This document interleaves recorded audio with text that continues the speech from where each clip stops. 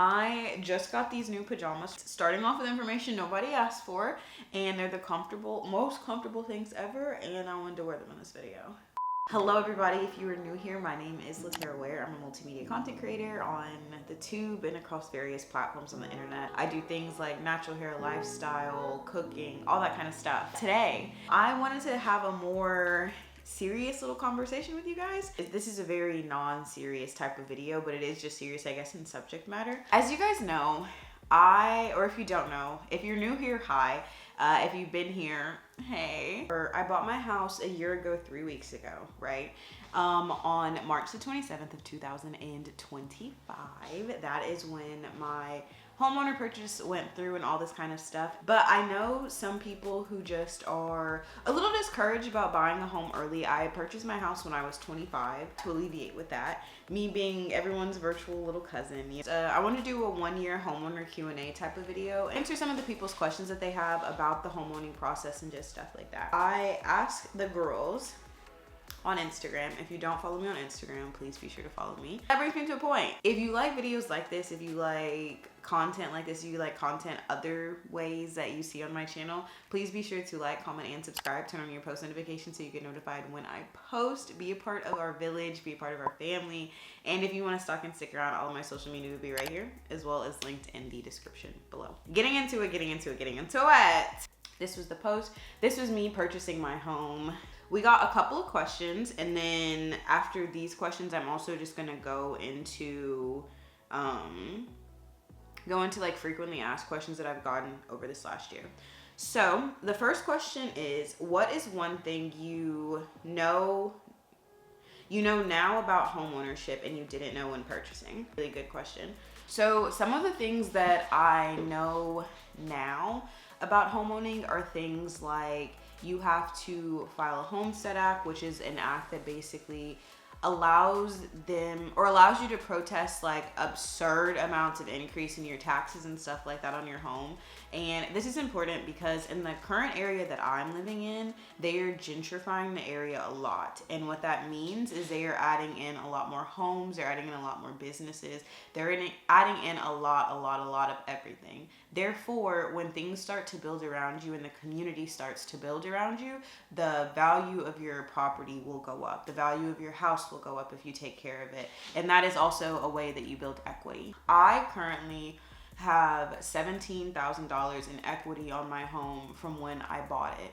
So if I was to sell it, that means I would be up $15,000 type thing. That is one, because of the area, two, because of the way that I put an offer and bid on the house. And these things are actually super important, because if you don't take care of things like this, then your payments will go up, and so you'll end up being like, let's say your mortgage is $1,000, you could go from paying $1,000 to a mortgage, something that you budgeted for, something that was in your plans and all this kind of stuff, to paying $2,000. So your mortgage has increased like $400 to $500 to $600, and sometimes it's not that big of a deal, especially if you have multiple streams of income coming into your house. But if you're someone who is a independent person, or if you're someone who just lives on your own, that could be an issue in the foreseeable future because it's money that you may not have budgeted for. Another thing that I learned is it is a very big luxury to have people that come out for bugs and insects like on the outside. When I've lived by myself, every other time I've lived in an apartment, and I never had to worry about like bees and wasps and random like bugs and stuff like that, because there were people that, sprayed the perimeter of apartments.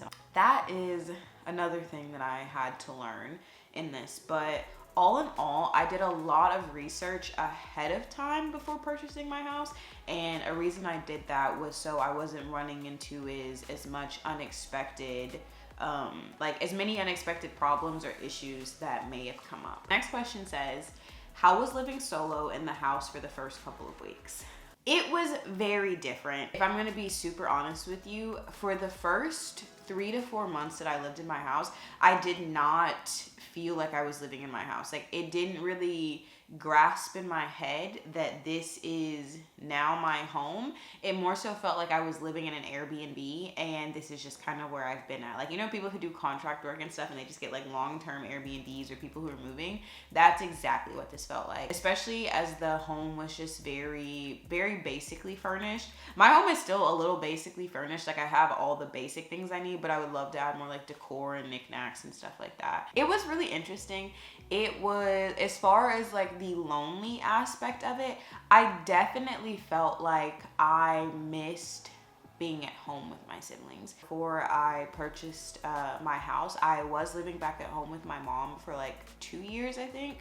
And then eventually both of my siblings ended up moving back in too. It was just kind of everything. Like, I'm one of those people that I really do enjoy my siblings.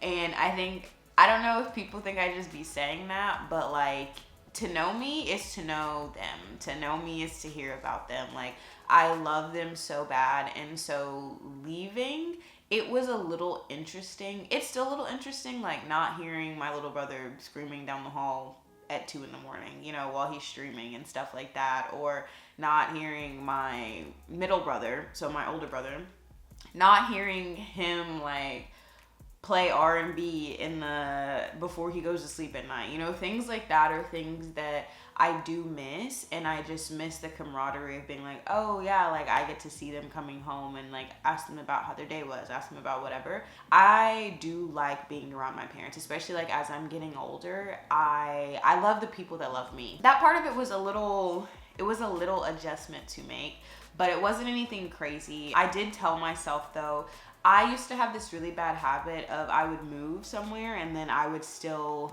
be at my parents' house quite often, or be around my siblings quite often. And I don't think there's anything wrong with that, but for me, I had to really solidify in my head, like, hey, you don't live there anymore. This is your house. You need to sit at your house. You need to be an adult. You need to whatever.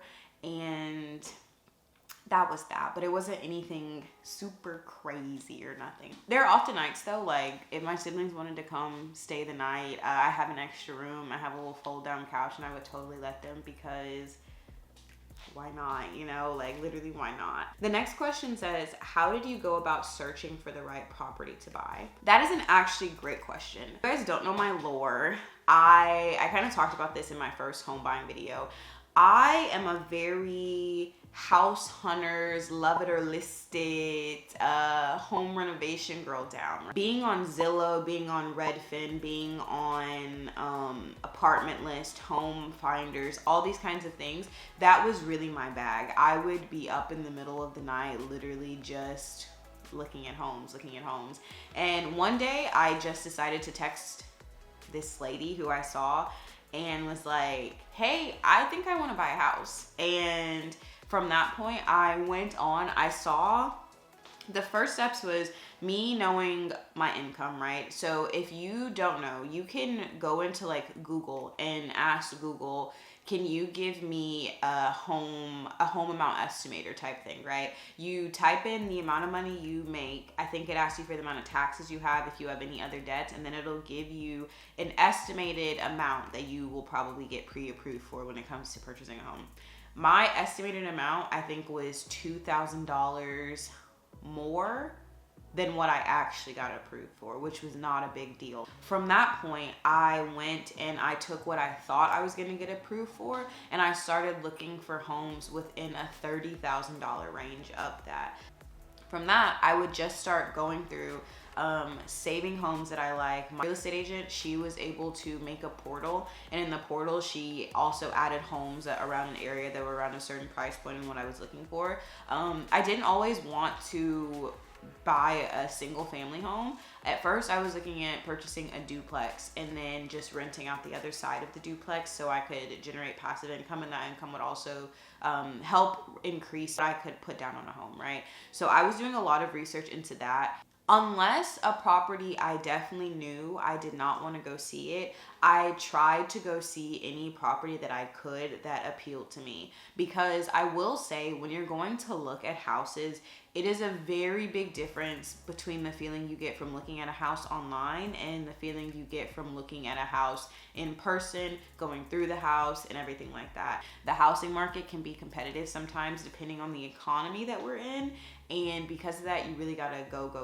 With my house specifically, this is a listing that I had to extend out my perimeter search, I think like 50 miles. And this house popped into one of those on the perimeter search list. And when I was looking at it, I was like, okay, it wasn't in the ideal location that I wanted it to be in at all. This just wasn't the location I was looking at for real. But I also did not know that this area was being gentrified. That's not always a good thing too. Let me say that. Sometimes if an area is being gentrified, it can lead to a lot of chaos within the community of the area. So be sure that if that is the way that you're going, you do research about the community and about how people are feeling in that, because you don't want to end up in, you know, a community that's gonna riot the city or nothing like that. When I found this house, it was literally a spur of the moment find. I looked at it, I love the floors, and I was like, hey, there's no reason I shouldn't go see it, right? Like, just why not? And the house that I was just like, yeah, sure, I'll just go to look, turned into the house I bought. I wouldn't trade it for anything. I think this is an amazing first house. And yeah, the next question says, how much did you put down and is your mortgage high right now? Maybe a little TMI. No, it's okay. I don't mind. Buying my house, I believe I only put down, I'm going to say $2,000 on the high end, right? I put down like $2,000 on the high end, and then since I'm a first-time home buyer, I went with the first-time home buyer assistance program, and they gave me a little over $10,000 for the down payment of my house. $2,000 that I came out of pocket with is the $2,000 like for the inspection, for the re-inspection after they had to come back and fix the things that I asked the sellers about, for just random fees and costs, and then I think to pay my car off, because at the same time that I bought my house, I also paid my car off. And I ended up getting a check in the mail for like $200 returning back on my car because I paid it off earlier than what was anticipated for me to pay it off on. Total with what I put down and what they put down, it was around $11,000 to $12,000 that was put down on the house. And my mortgage was around, it's a little under $2,400. Even though that mortgage was high, like higher, when you go to buy a house, there is a breakdown, right? You have a mortgage and then you have an escrow payment that goes into that. And especially if you go with a first-time homeowner's assistance loan, I believe, very specifically, it's gonna just be higher on the front end. Principal mortgage is $1,600, and then the other $800 is coming from the other stuff. I would rather pay that because when I was living with my moms, they were building those housing communities, like the townhouse communities and stuff like that. And all of those communities are starting with rent of $2,300, but you cannot buy this property. You cannot like rent to buy, no nothing. It's solely you putting money into renting.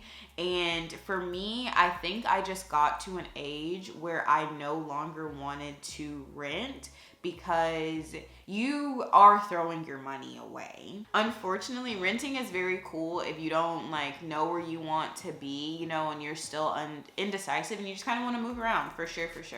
But renting is, I think it's kind of a big waste of money, especially if you're someone who's just renting because you may have a fear of purchasing a home is going to be a lot. But at the end of the day, you have to understand that the money you're paying into your home is your money. Kind of like when you pay for a car, you're paying a car note, but you get to keep that car at the end, right? So like you're paying a mortgage, but you get to keep that house at the end. You get to keep the backyard attached to the house. You get to keep the front yard attached to the house.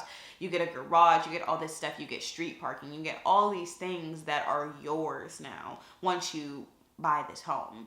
And with an apartment, your lease is up, you leave with everything you came with, and that's it. For that fact alone, it really wasn't sitting in my mind, right, to not purchase a home. Instead of, I thought to myself, if I was not going to buy a house, more than likely I was just going to stay at home at my mom's, because Also, like, someone was like, you know, you like own property now. And I was like, yeah, that's actually crazy. Like, I own property now. Like, what? And stuff like that really justifies in my head why I don't really think, oh, my mortgage is high, or oh, whatever. Especially in the economy we're going in, especially with, like, you could always sell your house, right? You could always sell your house. You could always go back to renting. The market may not be the best. You may have to wait, but you could always sell your house. Every 3 years you could redo your homeowner's assistance stuff, like all this type of stuff, for real. And so yes, but like I said, my mortgage is around $2,400, and I put down $12,000 to answer that question before I go on a rant. But do I think that was worth it? I think it was very, very worth it. If I was talking to you, specifically the person who asked the question, I think that it'd be a great investment for you to do. Last submission says, not a question, but I just want to say congrats on everything you've accomplished so far and beyond. It's definitely been a journey, right? So before I purchased a house, before I moved into my mom's house, I moved there more so for like a financial stability aspect of it, because I was with someone that was very like financially manipulative and abusive, low-key, and because of that, it was very hard for me to save money, very hard for me to prioritize myself, prioritize the things that I wanted. And that being said, I didn't really think that this was going to be a possible thing for me within the foreseeable future, maybe within like the future to come, but not like immediately. So I feel like when I was in my mom's house, I just had a very different mindset about things, and I never would have thought I could have purchased a home. And I truly think that this community right here really gave me a lot of courage and a lot of inspiration to believe in myself, like after I went through that spat. Yeah, it really means a lot. It really meant a lot for me getting to push out the content that I was pushing out with you guys, and just being like, hey, I bought this house, hey, I did this. When I'm doing my little like furnishing my house shorts that I fell off of, but I need to start doing when I get more furniture, and stuff like that, like it all just really means a lot to me. And I've been on YouTube like very inconsistently for the last like 7 to 10 years. It's been such a blessing. It's been such an honor to get to grow up with you guys in a way. It's very, very heartwarming to go back and to see old videos and stuff like that I have, and just to see like where I was and kind of where I'm at now, to see how my mentalities have changed, to see how I've changed as a person, and to be able to do these huge things with you guys. Like purchasing my first home was a very huge step for me. It was a very important step for me.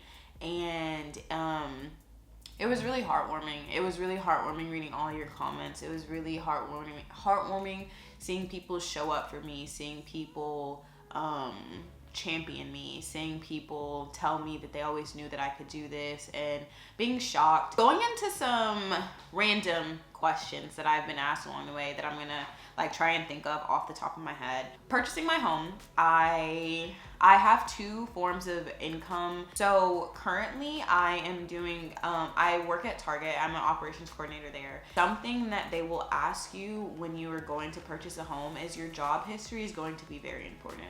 If you're someone who is, if you're someone who's like self-employed or anything like that, it may be a little more difficult, especially if you're not keeping up with your tax documentation, your W-2s, as well as all your invoices and stuff like that. So if you are that type of person, I really, really urge you need to get all your monetary documents in place.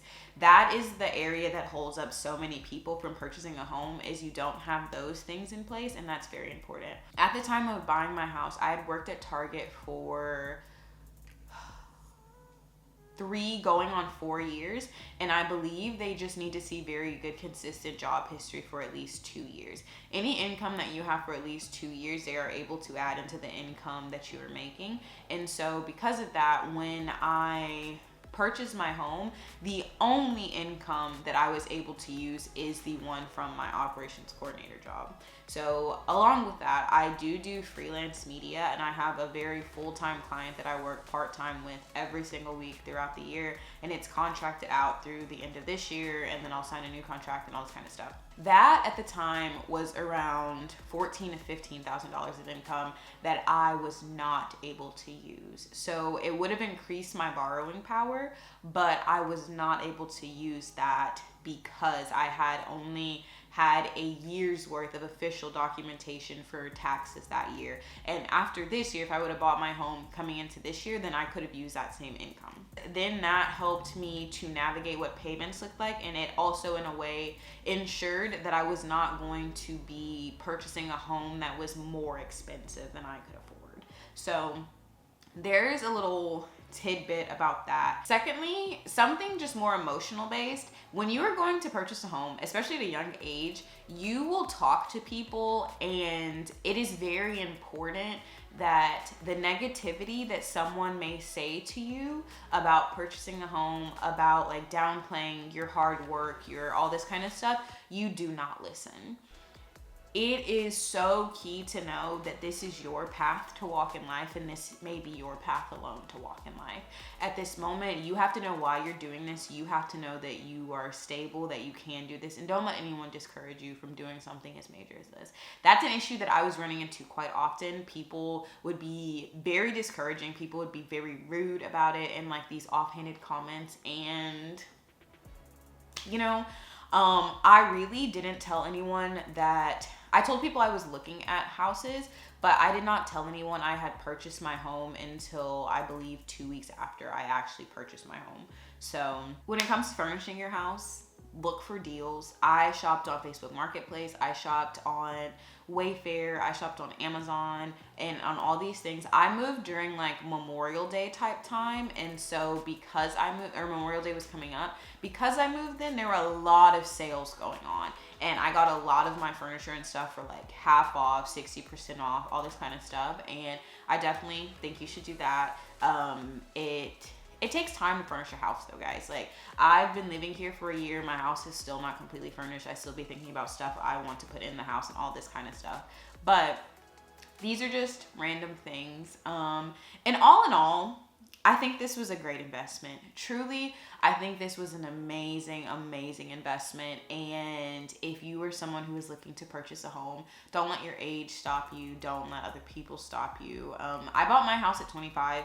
People thought that was a little crazy because they were like, is this where you want to stay the rest of your life? And I'm like, no, it's not necessarily at all. But my personal plan is to use my current home as a rental property eventually when I move into another home, because when I have a family, I would like to move into a bigger family conscious home. So yes, that's all that I have to say about this. Thank you guys so much for tuning in. Thank you guys so much for watching. If you guys have any more other questions, feel free to drop them in the comments below. Anything, I will try and answer my best with the best knowledge that I have. And if I don't, I will direct you to some place that probably could help. But thank you guys so much for tuning into another video. Thank y'all for sticking with me on this dry spell. And I really appreciate it. I hope this has helped you guys. I hope this answered some of your questions. Thank you for everyone who wrote in and asked a question. And yes, but with all that being said, don't forget to subscribe, to like and comment, and I will see you guys in the next video. Bye.